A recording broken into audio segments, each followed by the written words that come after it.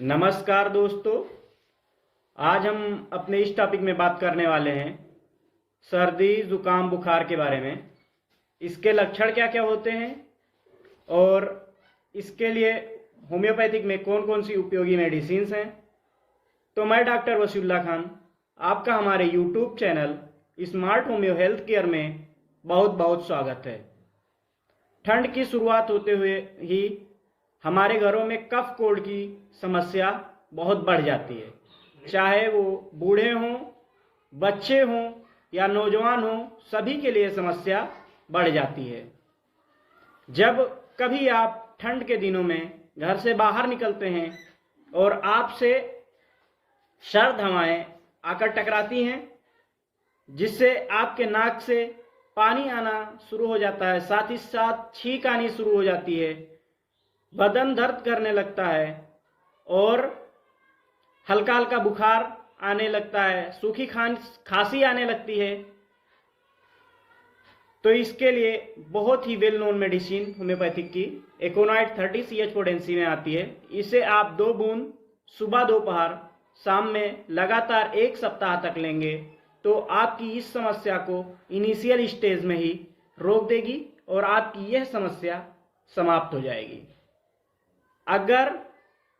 नाक से पानी और छींक के साथ साथ सिर में दर्द और भारीपन महसूस होने लगा हो और बुखार बढ़ने लगा हो तो इसके लिए बायोकॉम्बिनेशन फेरमफास 6X की 4 गोली आधे कप गुनगुने पानी में डालकर सुबह दोपहर शाम में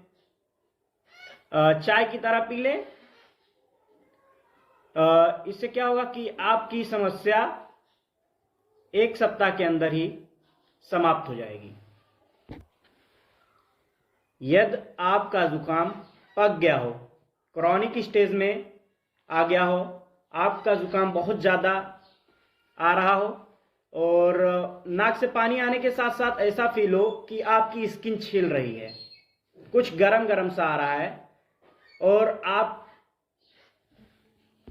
और साथ ही साथ आपको बुखार सा महसूस हो रहा हो, आपका बदन टूट रहा हो, उलझन हो रही हो, सूखा कफ हो और रात में परेशानी बढ़ी सी लगे और इस परेशानी की वजह से आप रात में ज़्यादा बेचैनी महसूस करें, तो इसके लिए बहुत ही well known medicine arsenic album 30 potency 2 बूंद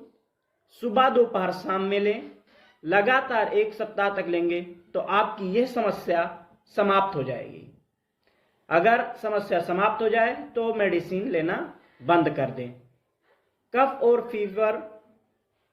के साथ साथ आपको हाई ग्रेड फीवर हो और खांसी आने पर आपको महसूस हो कि आपका गला छिल रहा है और ट्रेकिया पेनफुल हो और आपके लंग्स में जकड़न सी महसूस, सीने में जकड़न सी महसूस हो रही हो, आपका आवाज़ भारी भारी सा लगे, आप बहुत ज़्यादा थकान महसूस कर रहे हो और खांसते समय आप अपने सीने को दबा करके खांसते हो और बुखार